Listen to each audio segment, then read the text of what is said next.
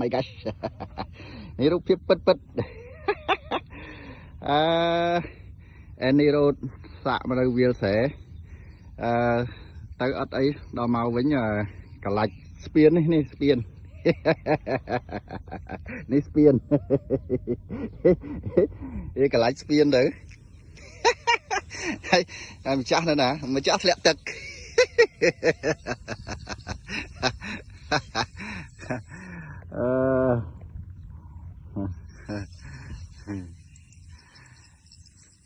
Any road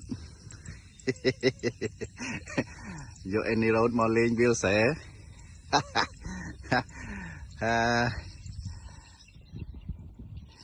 នេះវាកន្លាច់វាកន្លាច់ស្ពាននេះនេះគេស្ពានកន្លាច់ក្តារអូ